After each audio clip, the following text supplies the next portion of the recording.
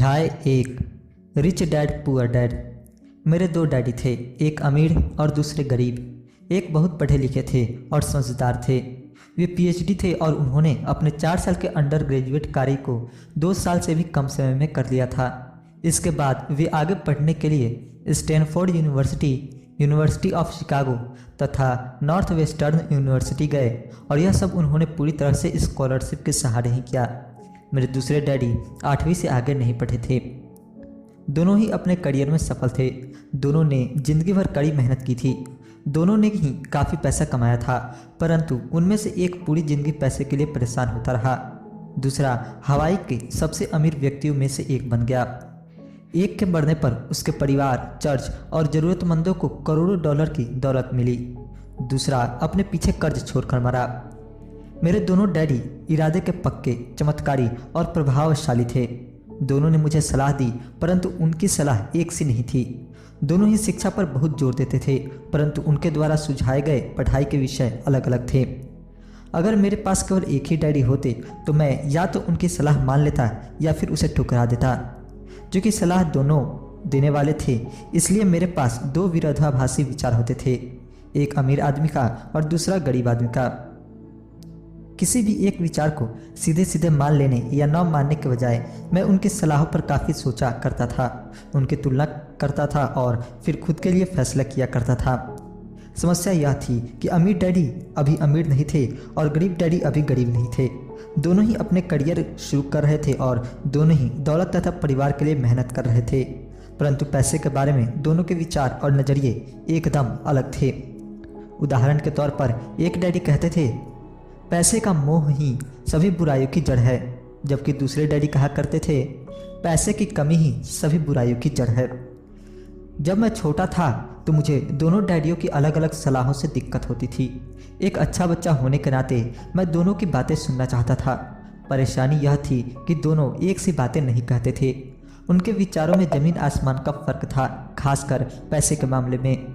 मैं काफ़ी लंबे समय तक यह सोचा करता कि उनमें से किसने क्या कहा, क्यों कहा और उसका परिणाम क्या होगा। मेरा बहुत सा समय सोच विचार में ही गुजर जाता था। मैं खुद से बार बार इस तरह के सवाल पूछा करता, उन्होंने ऐसा क्यों कहा, और फिर दूसरे डैडी की कही हुई बातों के बारे में भी इसी तरह के सवाल पूछता।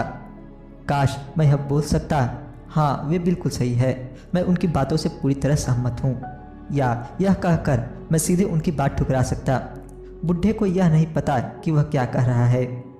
क्योंकि दोनों ही मुझे प्यारे थे, इसलिए मुझे खुद के लिए सोचने पर मजबूर होना पड़ा। इस तरह सोचना मेरी आदत बन गई, जो आगे चलकर मेरे लिए बहुत फ़ायदेमंद साबित हुई। अगर मैं एक तरह से ही सोच पाता तो यह मेरे लिए इतना फ़ायदेमंद नहीं होता। धन दौलत का विषय स्कूल में नहीं बल्कि घर पर पढ़ाया जाता है। शायद इसलिए अमीर लोग और ज़्यादा अमीर होते जाते हैं, जबकि गरीब और ज़्यादा गरीब होते जाते हैं और मध्य वर्ग कर्ज में डूबा रहता है। हम में से ज़्यादातर लोग पैसे के बारे में अपने माता पिता से सीखते हैं। कोई गरीब पिता अपने बच्चों को पैसे के बारे में क्या सिखा सकता है? वह सिर्फ इतना ही कह सकता है, स्कूल जाओ और मेहनत से पढ़ो। हो सकता है वह बच्चा अच्छे नंबरों से कॉलेज की पढ़ाई पूरी कर ले, फिर भी पैसे के मामले में उसकी मानसिकता और उसका सोचने का ढंग एक गरीब आदमी जैसा ही बना रहेगा। यह सब उसे तब सिखाया था जब वह छोटा बच्चा था। धन का विषय स्कूलों में नहीं पढ़ाया जाता। स्कूल में शैक्षणिक और व्यावसायिक निपुणताओं पर जोर दिया जाता है, न कि धन संबंधी निपुणता पर। इससे यह साफ हो जाता है कि जिन स्मार्ट बैंकर्स, डॉक्टर्स और अकाउंटेंट्स के स्कूल में अच्छे नंबर आते हैं, वे जिंदगी भर पैसे के लिए संघर्ष क्यों करते हैं। हमारे देश पर जो भारी कर्ज लदा हुआ है, वह काफ़ी हद तक उन उच्च शिक्षित राजनेताओं और सरकारी अधिकारियों के कारण है जो आर्थिक नीतियाँ बनाते हैं, और मज़े की बात यह है कि वे धन के बारे में बहुत कम जानते हैं।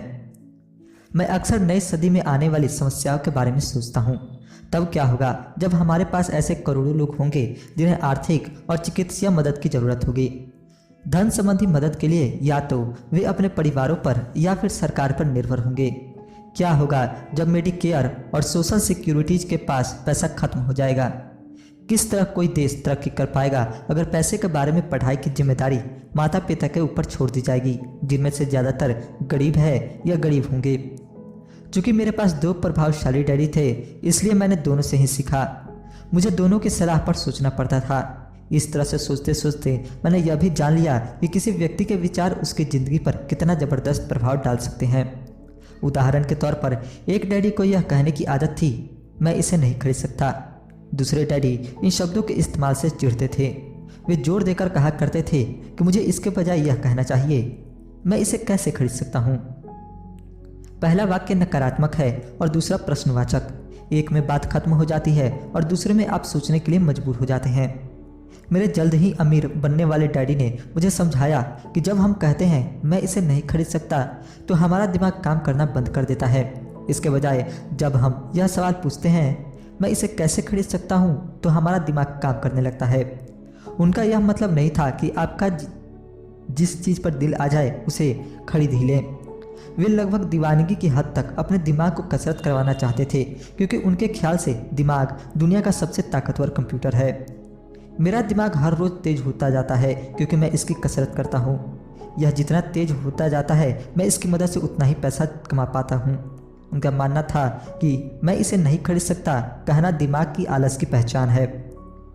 हालांकि दोनों ही डैडी अपने काम में कड़ी मेहनत करते थे, परंतु मैंने देखा कि पैसे के मामले में एक डैडी की आदत यह थी कि वे अपने दिमाग को सुला देते थे और दूसरे डैडी अपने दिमाग को लगातार कसरत करवाते रहते थे।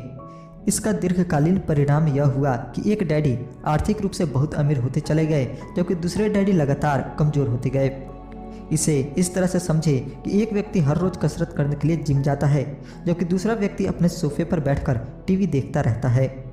शरीर की सही कसरत से आप ज़्यादा तंदुरुस्त हो सकते हैं और दिमाग की सही कसरत से आप ज़्यादा अमीर हो सकते हैं।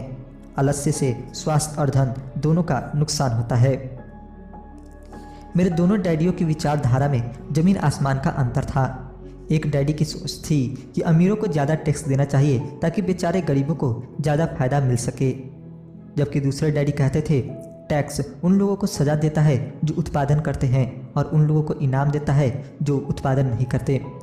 एक डैडी सिखाते थे मेहनत से पढ़ो ताकि तुम्हें किसी अच्छी कंपनी में नौकरी मिल जाए, जबकि दूसरे डैडी की सीख यह थी मेहनत से पढ़ो ताकि तुम्हें किसी अच्छी कंपनी को खरीदने का मौका मिल जाए।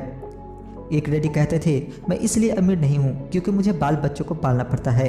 दूसरे डैडी कहते थे मुझे इसलिए अमीर बनना है क्योंकि मुझे बाल बच्चों को पालना है। एक डैडी डिनर के टेबल पर पैसे और बिजनेस के बारे में बात करने के लिए हमेशा प्रोत्साहित करते थे। दूसरे डैडी भोजन करते समय पैसे की बातें करने के लिए मना करते थे। एक का कहना था जहाँ पैसे का सवाल हो सुरक्षित कदम उठाओ, खतरा मत उठाओ। दूसरे का कहना था खतरों का सामना करना सीखो। एक का मानना था हमारा घर ही हमारा सबसे बड़ा निवेश और हमारी सबसे बड़ी संपत्ति है। दूसरे का मानना था मेरा घर मेरा दायित्व है और अगर आपका घर आपकी नज़र में आपका सबसे बड़ा निवेश है तो आप गलत हैं। दोनों ही डैडी अपने बिल समय पर चुकाते थे, परंतु उनमें से एक सबसे पहले अपने बिल चुकाता था जबकि दूसरा सबसे आखिर में। एक डैडी का यह मानना था कि कंपनी या सरकार को आपका ध्यान रखना चाहिए और आपकी ज़रूरतों को पूरा करना चाहिए। वे हमेशा तनख्वाह में बढ़ोतरी, रिटायरमेंट योजनाओं, मेडिकल लाभ, बीमारी की छुट्टी, छुट्टियों के दिन और बाकी सुविधाओं के बारे में चिंतित रहते थे। वे अपने दो चाचाओं से बहुत प्रभावित थे जो सेना में चले गए थे और 20 साल के सक्रिय जीवन के बाद उन्होंने अपने रिटायरमेंट और जीवन भर के आराम का इंतजाम कर लिया था। वे मेडिकल लाभ के विचार को पसंद करते थे और सेना द्वारा अपने रिटायर्ड कर्मचारियों को दी जा रही सुविधाओं की भी तारीफ करते थे। उन्हें विश्वविद्यालय का टेन्योर सिस्टम भी काफ़ी पसंद था। कई बार नौकरी से आजीवन मिल रही सुरक्षा और नौकरी के लाभ नौकरी से ज़्यादा महत्वपूर्ण हो जाते हैं। वे अक्सर यह कहते थे मैंने सरकार के लिए बहुत मेहनत से काम किया है और इसलिए बदले में मुझे ये लाभ मिलने चाहिए। दूसरे डैडी पूरी तरह से आर्थिक स्वावलंबन में विश्वास करते थे। वे सुविधा भोगी मानसिकता के विरोधी थे।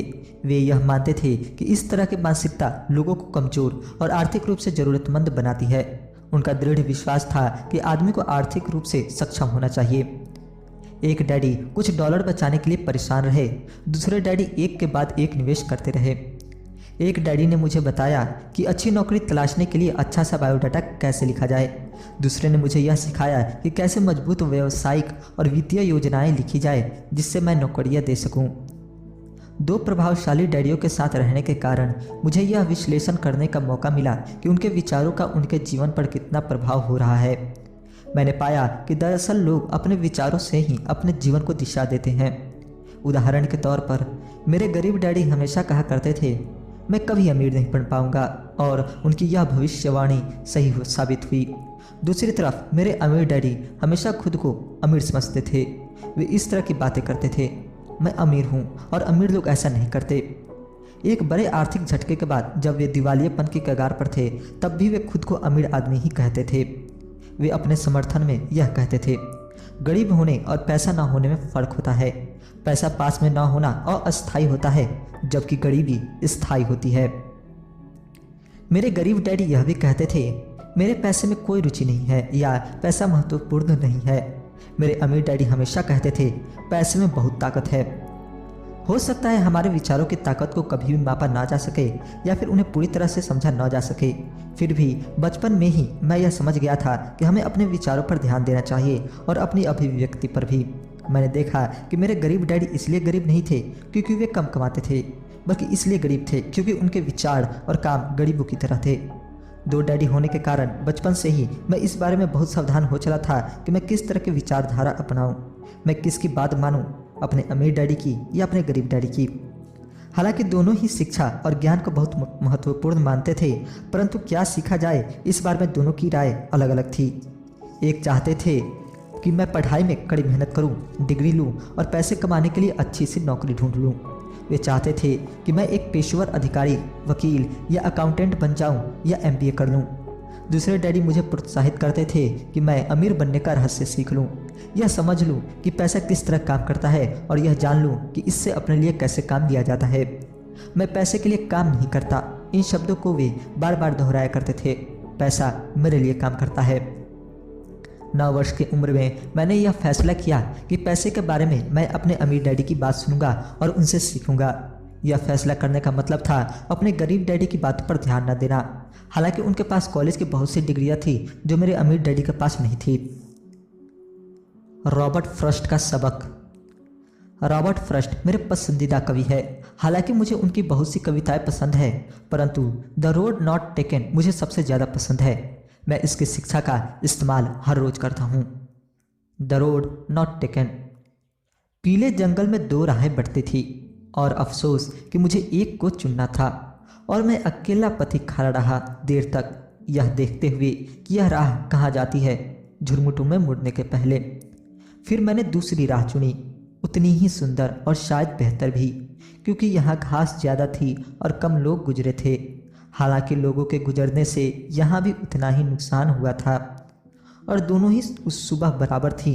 पत्तियों पर काले कदम नहीं थे, और मैंने पहले को अगले दिन के लिए रखा। पर यह जानते हुए कि किस तरह रास्ते निकलते हैं, मुझे शक था कि मैं कभी लौटूंगा। मैं आह भर कर यह कहूँगा, आज से सदियों बाद शायद एक जंगल में 2 राहें बढ़ती थी और मैंने कम चली हुई राह को चुना, और इस बात से सारा फर्क पड़ा। Robert Frost 1916। और इसी बात से सारा फर्क पड़ा। बहुत समय गुजर चुका है, पर मैं अब भी अक्सर रॉबर्ट फ्रॉस्ट की कविता पर चिंतन करता हूँ। पैसे के बारे में अपने पढ़े लिखे डैडी की सलाह और नज़रिए को न सुनने का मेरा फैसला दुखद था, परंतु यह एक ऐसा फैसला था जिसने मेरी ज़िंदगी की दिशा तय कर दी। एक बार मैंने यह फैसला कर लिया कि मुझे किसकी बात सुननी है, तो उसके बाद मेरी धन संबंधी शिक्षा शुरू हो गई। मेरे अमीर डैडी ने मुझे 30 साल से भी ज़्यादा समय तक सिखाया, जब तक कि मेरी उम्र 39 साल नहीं हो गई, और इसके बाद उन्होंने सिखाना बंद कर दिया। उन्होंने यह देख लिया था कि मैं वह सब कुछ समझ चुका हूँ जो मेरी मोटी बुद्धि में भरने की कोशिश कर रहे थे। पैसा एक तरह की ताकत है, परंतु इससे भी बड़ी ताकत है वित्तीय शिक्षा। पैसा तो आता और जाता रहता है, परंतु अगर आप यह जानते हैं कि पैसा किस तरह से काम करता है, तो आप ज़्यादा ताकतवर हो जाते हैं और आप दौलत कमाना शुरू कर सकते हैं। केवल सकारात्मक चिंतन से ही समस्या हल नहीं हो सकती, क्योंकि ज़्यादातर लोग स्कूल में पढ़ते हैं और वहाँ वे कभी नहीं सीख पाते कि पैसा किस तरह से काम करता है। इसलिए वे पैसे के लिए काम करने में अपनी सारी ज़िंदगी बर्बाद कर देते हैं। मेरी शिक्षा जब शुरू हुई थी तब मैं केवल 9 साल का था, और इसी कारण मेरे अमीर डैडी ने मुझे जो पाठ पढ़ाए थे वे बहुत आसान थे, और सारी बातों को छोड़कर विचार किया जाए तो उन्होंने मुझे 30 सालों तक कुल 6 महत्वपूर्ण पाठ पढ़ाए।